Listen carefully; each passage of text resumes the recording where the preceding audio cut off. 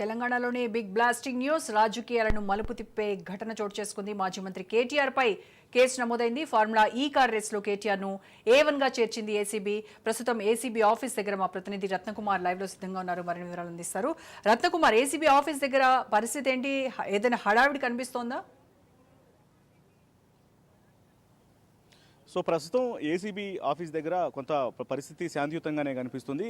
కాకపోతే ఏ క్షణమైనా సరే ఇక్కడ కొంత ఉద్రిక్త పరిస్థితులు చోటు చేసుకునే అవకాశాలు మాత్రం చాలా క్లియర్గా ఉన్నాయి. ఎందుకంటే బ్లాస్టింగ్ న్యూస్ అనేది చెప్పాలి.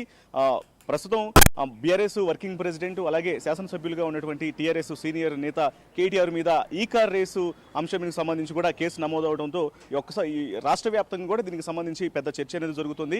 పలు సెక్షన్ల కింద గత ఏడాది ఫిబ్రవరి 11వ తేదీన దేశవ్యాప్తంగా ఇటు హైదరాబాద్ యొక్క ప్రతిష్టను మరింత పెంచాలి, తెలంగాణ ఉనికిని చాటుకోవాలన్నటువంటి ఉద్దేశంతోనే నిర్వహించినటువంటి ఈ కార్ రేసుకు సంబంధించి కూడా గత కొన్ని రోజుల నుంచి ప్రస్తుత ప్రభుత్వం దీని మీద ఫోకస్ పెట్టింది. ఆ సమయంలో ఈ కార్ రేసు నిర్వహణకు సంబంధించి కూడా దాదాపు కోట్ల రూపాయల 40 నుంచి 50 కోట్ల రూపాయల వరకు అవినీతి జరిగింది, అవకతవకలు చోటు చేసుకున్నటువంటి ఉద్దేశంతోనే దీని మీద ఫోకస్ పెట్టినటువంటి సందర్భంలోనే ప్రజెంట్ పలు సెక్షన్ల కింద కేటీఆర్ అలాగే A1 గా కేటీఆర్ మీద కేసు నమోదు చేయడం జరిగింది. A2 గా ఆ సమయంలో ఇటు హెచ్ఎండిఏకి సంబంధించి చీఫ్ ఇంజనీర్ గా ఉన్నటువంటి బిఎల్ఎన్ రెడ్డి అలాగే స్పెషల్ చీఫ్ సెక్రటరీగా ఆ సమయంలో పనిచేసినటువంటి సీనియర్ ఐఏఎస్ అధికారి అరవింద్ కుమార్ A2 గా ఇందులో ఆయన ఉన్నారు. సో ఈ ముగ్గురిని కూడా ప్రధాన నిందితులుగా కూడా చేర్చుతూ ఏసీబీ కేసు నమోదు చేసింది. అయితే ఈ సెక్షన్లకు సంబంధించి 13 class 1A and 13 class 2 of PC act కింద అలాగే 409, 120B ఐపీసీ సెక్షన్ల కింద, అంటే యొక్క సెక్షన్లు కనుక మనం గమనించినట్లయితే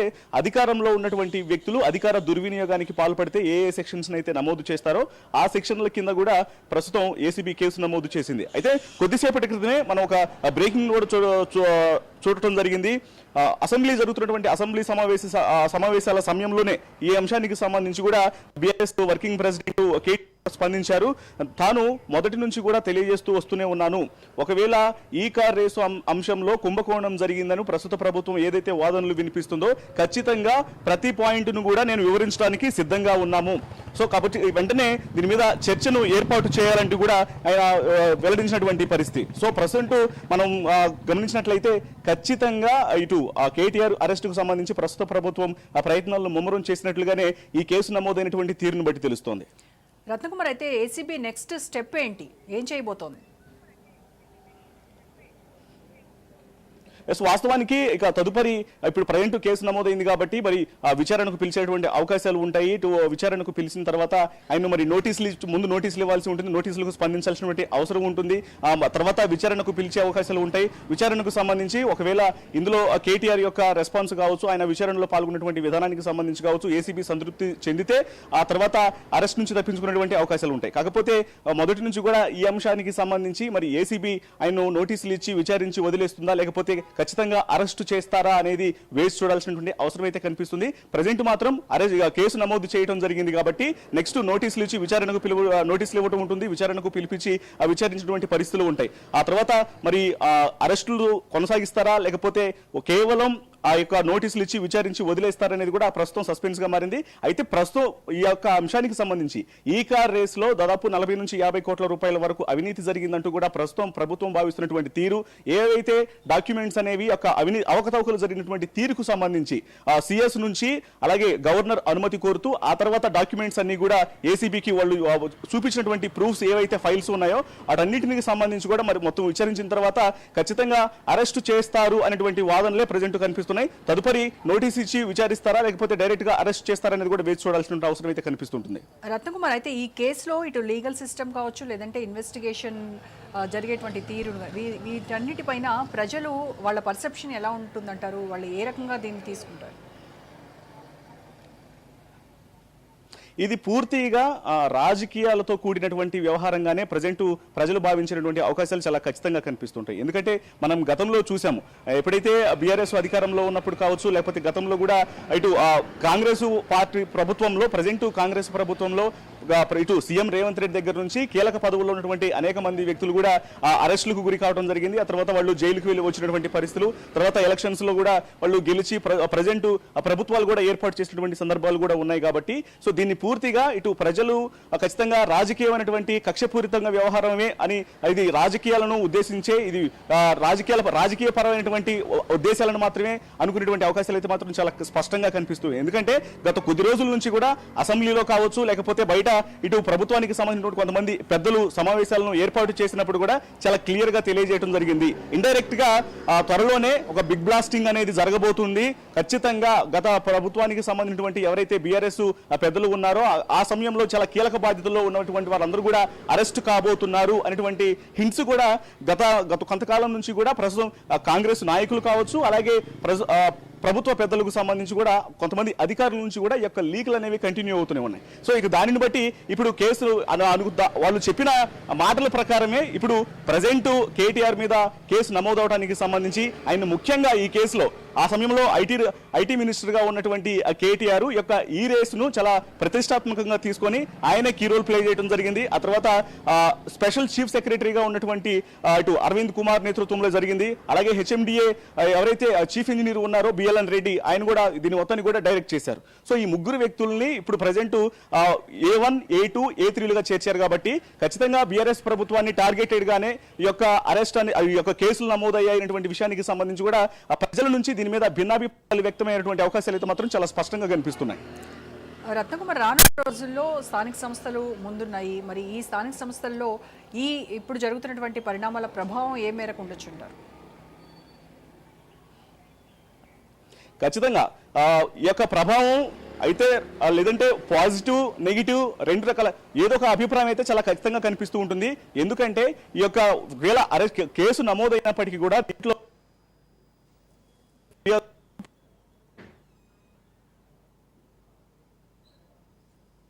ఖచ్చితంగా ప్రభుత్వానికి ఇబ్బందికరమైనటువంటి పరిస్థితులు ఎదురవుతాయి. పైగా రానున్న రోజుల్లోనే స్థానిక సంస్థలకు సంబంధించినటువంటి ఎలక్షన్స్ అనేవి కూడా అతి త్వరలో ఉన్నటువంటి నేపథ్యంలోనే ఇప్పుడు ఒకవేళ కేటీఆర్ ను అరెస్ట్ చేస్తే ఖచ్చితంగా ఇది బీఆర్ఎస్ కు కొంత మేలు జరిగే అవకాశాలు ఎక్కువగా కనిపిస్తున్నాయి. మనం గతంలో కూడా చూసినట్లయితే ఇప్పటికే అసెంబ్లీలో ఇటు ప్రజల తరపున కావచ్చు, లేకపోతే ఇటీవల జరుగుతున్నటువంటి అనేక ఇన్సిడెంట్స్ కు సంబంధించి పెద్ద ఎత్తున వాదనలు జరుగుతూనే ఉన్నాయి. ఒకవైపున మనం చూస్తున్నట్లయితే ఇటు లగచర్లకు సంబంధించినటువంటి ఇన్సిడెంట్స్ కావచ్చు, రైతులకు బేడీలేసి గుండె నొప్పి వచ్చినటువంటి వ్యక్తుల్ని అరెస్టులు చేసినటువంటి తీరుకు సంబంధించి బేడీలు వేసి తీసుకెళ్లడం, అలాగే ఆటో వాళ్ళకు సంబంధించినటువంటి వారి యొక్క మరణాలకు సంబంధించి కూడా ప్రతిపక్షం ఏ రకంగా అయితే తమ యొక్క వాదనలు వినిపిస్తుందో వీటన్నింటికి సంబంధించి కూడా ఇప్పటికే ఆ బీఆర్ఎస్ కు దీని మీద కొంత ఊపు అనేది వస్తుంది. కాబట్టి ఒకవేళ ఈ అరెస్ట్ అనేది కనుక జరిగితే మరింత పుంజుకునేటువంటి అవకాశాలు కూడా కనిపిస్తున్నాయి. ఇప్పటికే దీని మీద కూడా కేటీఆర్ కూడా స్పందించడం జరిగింది. తాను ఏమాత్రం భయపడట్లేదు, నేను ఒకవేళ జైలుకి వెళ్తే మాత్రం ఖచ్చితంగా వెళ్ళొస్తాను, తర్వాత పాదయాత్ర చేసి తను ఇంకా మరింత ప్రజల్లోకి ముందుకెళ్ళేటువంటి అవకాశం కూడా ఉంటుందని కూడా ధైర్యంగా చెప్పినటువంటి నేపథ్యంలోనే మరి అరెస్టుకు సంబంధించి తదుపరి ఇటు బీఆర్ఎస్ వర్గాలు ఏ విధంగా రియాక్ట్ అవుతారని కూడా కొంత వేచి చూడాల్సినటువంటి అవసరం ఉంది. రైట్. అయితే ఇప్పుడు కేటీఆర్ మాట్లాడారు అసెంబ్లీలో ఇదే విషయానికి సంబంధించి, దీంట్లో ఏదో కుట్ర జరిగిందని చెప్పేసి, ఏదో తాను అవినీతి చేశారని చెప్పేసి తనపైన కేసు పెట్టారన్న దానిపైన కూడా ఆయన స్పందించారు. ఇన్ కేస్ మీ కనుక ప్రజలకు వాస్తవాలు చెప్పాలి అనేటువంటి ఉద్దేశం ఉంటే ఖచ్చితంగా దీనిపైన మీకు ధైర్యం ఉంటే చర్చకు పిలవండి, చర్చ పెడదాం, నేను మాట్లాడడానికి సిద్ధంగా ఉన్నాను అని ఆయన క్లియర్గా చెప్పారు. మరి ప్రభుత్వం ఏమైనా చర్చకి అనుమతి ఇస్తుందంటారా అసలు?